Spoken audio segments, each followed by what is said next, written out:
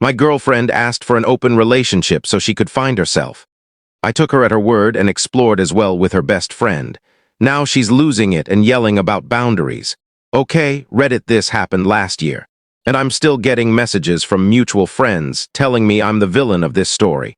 So let me break down exactly what happened, and you can decide who's actually crossing lines here. I'm 29 and work in logistics for a shipping company. Not flashy work, but it pays well enough that I own my condo outright and drive a truck I paid for myself. I've been with my girlfriend, Kayla, for just under 3 years. We met at a mutual friend's wedding. She was a bridesmaid, I was one of the groomsmen. We hit it off immediately. She was fun, sharp, worked as a dental hygienist, and seemed like she had her life pretty well organized. For the first couple of years, things were genuinely good. Normal relationship stuff, weekend trips to the lake, dinners with her parents, game nights with friends. She had a close-knit college friend group, and I got along with most of them. Her best friend, Lindsay, was probably the most grounded one. The others were more the type who turned every brunch into a full-blown Instagram event. About a year and a half in, Kayla moved into my place. Financially, it made sense, and honestly, it went smoothly. She kept things tidy, cleaned without reminders, and didn't turn my condo into some Pinterest showroom full of decorative pillows and quote signs. We split expenses evenly and kept separate bank accounts, because I'm not reckless. Life was comfortable. Not movie-level romance, but stable and solid. Apparently, that was the issue. The conversation that changed everything happened on a random Tuesday night in March.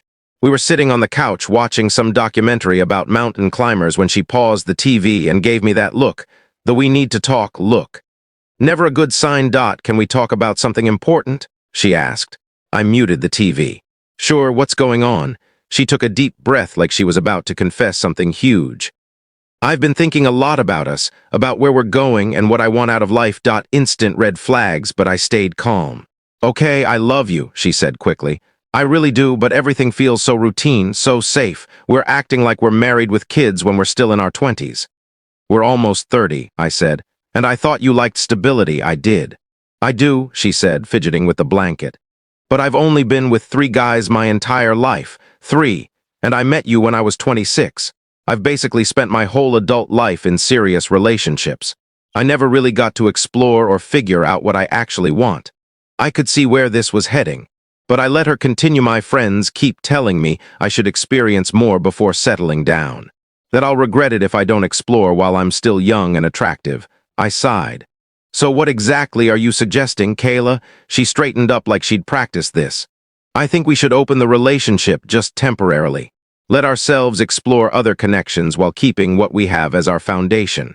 It could actually be healthy. I stared at her for a long moment. You want to sleep with other people. I want us to have the freedom to explore ourselves as individuals, she said. It would be open for both of us.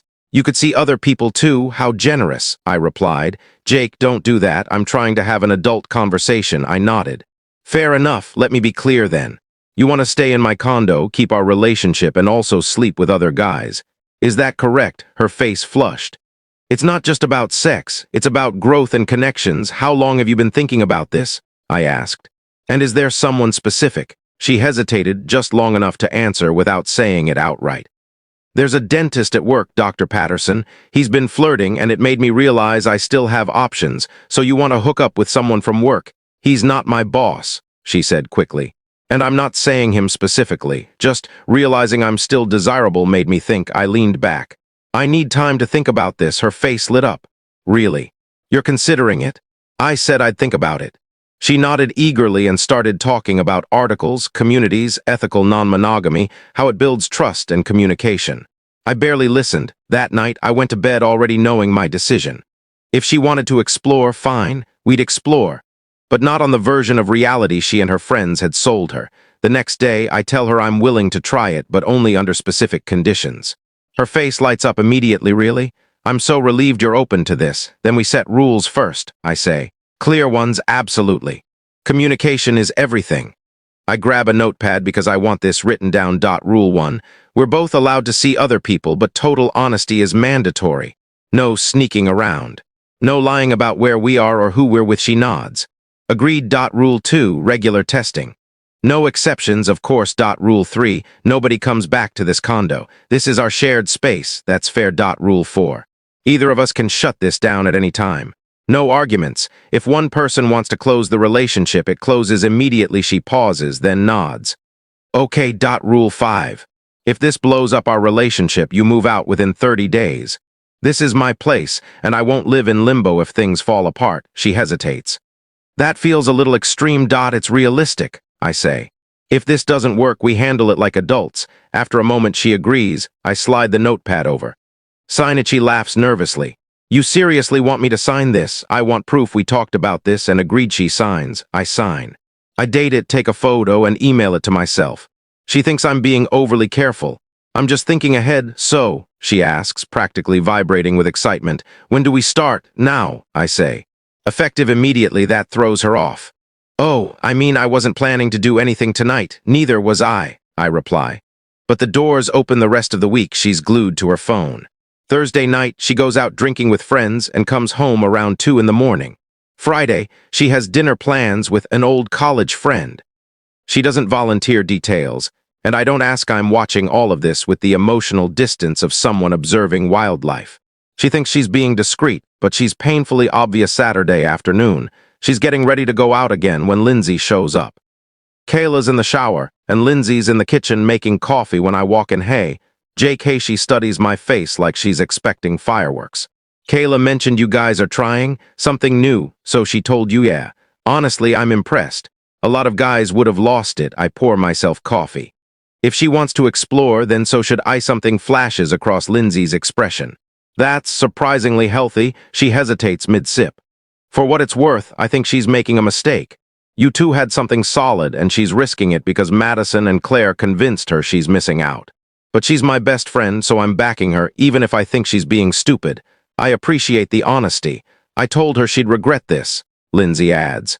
Guys like you aren't easy to find. Kayla comes out of the bathroom in her robe. Oh, you're already here? Give me 10 minutes. After they leave for whatever brunch spot is popular this week, I sit there thinking about Lindsay. She's always been the grounded one. While the others live for filters and validation, she actually focuses on her career. She's attractive in an effortless way, no overproduction required. And she just called me, one of the good ones. Interesting. Sunday, I run into her at the gym.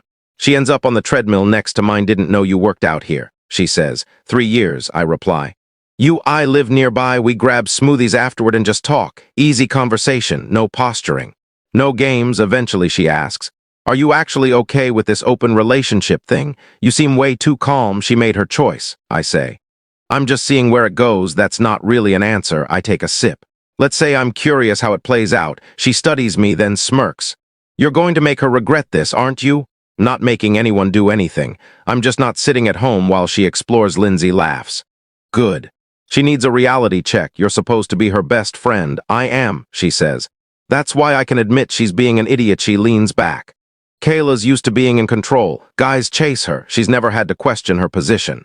You're the first guy who didn't worship her, and that scares her. Interesting take. She smiles. Not a take, a fact. It's true. Madison and Claire feed that mindset because they're exactly the same. They convinced Kayla she was missing out, when in reality she already had what she claimed she wanted, a guy with his life together, who treated her right, didn't play games, and saw her as an equal instead of a trophy. So why didn't you stop her? Lindsay asked. I tried, I said. She didn't want to hear it. Some people only learn the hard way. Before we leave, we exchange numbers. Nothing strange, just friendly. Over the next couple of weeks, we start texting pretty regularly. Mostly dumb memes and work complaints. Nothing inappropriate. Nothing crossing lines. Kayla's barely around anyway, always out enjoying her new freedom. She comes home buzzing with energy, talking about this guy or that guy. How exciting it feels to be wanted by multiple people. How she feels alive for the first time in years. I just listen and go about my day. So, she asks one night, clearly fishing. How's your exploring going? Fine, that's it. I'm taking my time. She looks oddly disappointed, like she was hoping I'd be miserable or jealous. Well, don't rush. The whole point is to be thoughtful, right? What she doesn't know is that Lindsay and I have been spending more time together. Still nothing physical, just a real friendship slowly turning into something more. Gym sessions, food afterward, the occasional movie. It's easy, comfortable. Completely different from the performative dating circus Kayla seems to be living in. About 6 weeks into this whole experiment, Lindsay and I are at her apartment watching a game when she finally says it. So, are we going to talk about what this is? What do you mean? She rolls her eyes and tosses a pillow at me. Us, we're basically dating, are we? Yes, she says. We hang out constantly, text all day, and I think about you way more than I should, considering you're technically my best friend's boyfriend technically. We're in an open relationship. I remind her. The open relationship she wanted so she could sleep with Dr. Whatever and half of Tinder, Lindsay says, moving closer. Meanwhile, you're spending all your free time with me. Is that a problem? It will be when she finds out. She wanted open. Open means open. She wanted her freedom, not you connecting with her best friend. Does that bother you? She thinks for a moment. It should, but it doesn't. Honestly, I think she deserves the fallout. She's throwing away the best relationship she's ever going to have. Strong words, true ones, Lindsay says. I've watched her ruin good things her whole life because she's convinced something better is always just around the corner. That's when I kiss her. She kisses me back. And just like that, we cross the line. For the next 3 weeks, I'm living in a strange double reality. During the day, it's work, coming home to an increasingly absent Kayla pretending everything's normal. Most nights, though, I'm with Lindsay at her place or out somewhere, and things escalate fast. Lindsay is the opposite of what I thought I wanted. Kayla needs constant reassurance. Lindsay is secure. Kayla turns everything into a spectacle. Lindsay just is. She doesn't need validation or approval. She's comfortable being herself. One Tuesday night while we're watching a movie, she says it. We need to tell Kayla. Tell her what, she sighs. That we're together.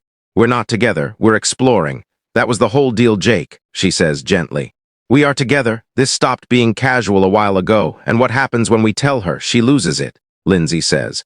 She'll call me a traitor, you manipulative. She'll make herself the victim, even though she opened this door, and you're okay with that. I'm okay with being honest.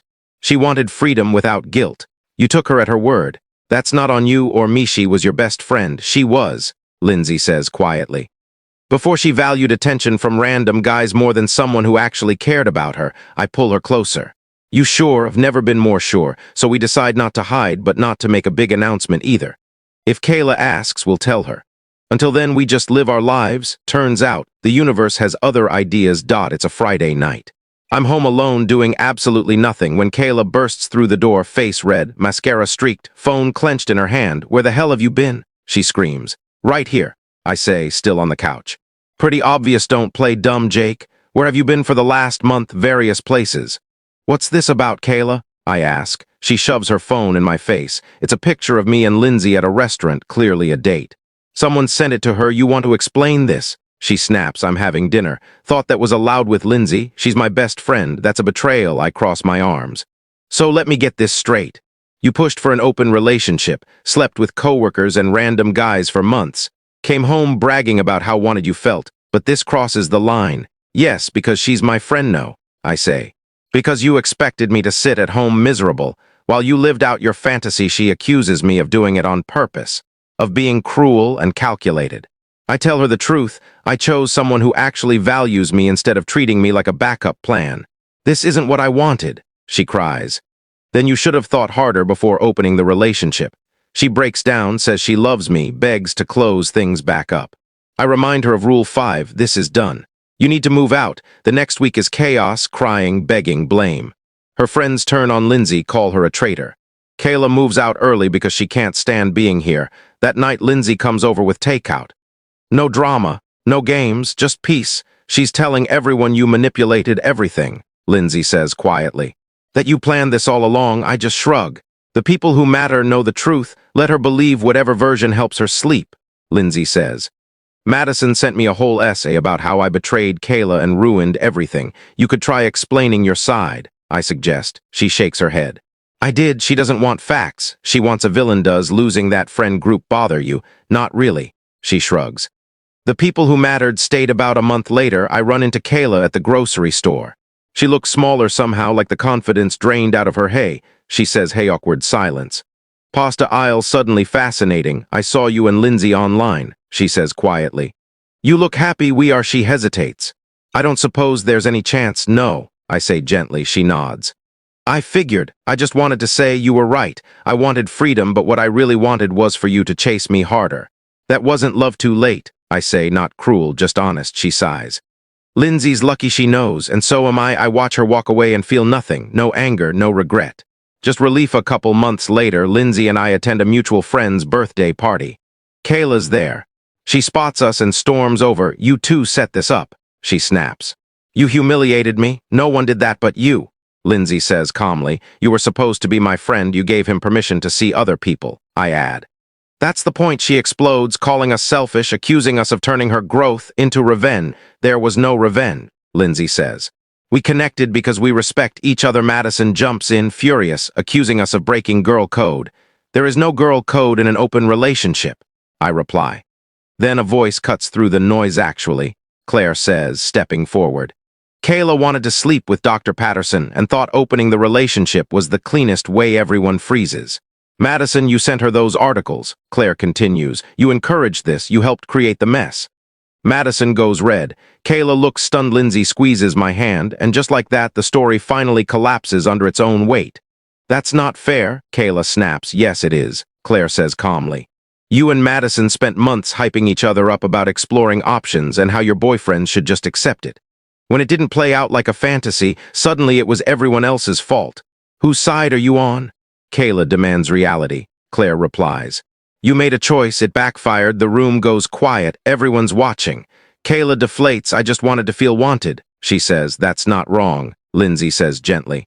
But you already had someone who wanted you. You threw that away because you wanted validation from everyone and now you're with him, Kayla says bitterly. Yes, Lindsay answers. And I'm not sorry. Kayla looks at me. Was any of it real? It was, I say, until you decided it wasn't. Everything after that was consequences. She breaks down and Madison pulls her away. Claire stays behind. For what it's worth, she says, you two actually make sense. The party eventually goes back to normal. Lindsay and I leave hand in hand, exhausted but relieved. Months pass. Kayla moves on. Madison still badmouths us. Claire apologizes for not speaking up sooner and stays in touch.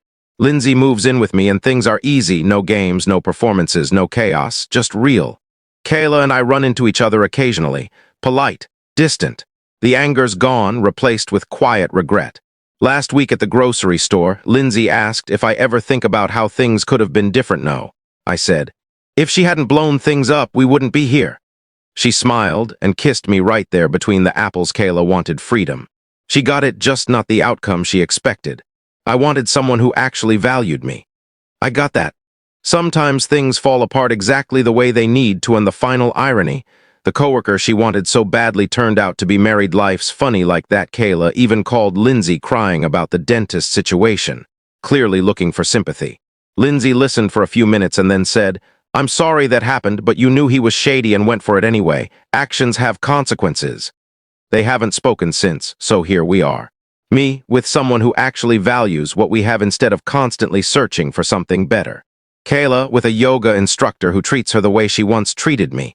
And a friend group that basically imploded, because no one wanted to admit that maybe, just maybe, demanding an open relationship. And then getting mad when your partner actually uses that freedom makes you the problem.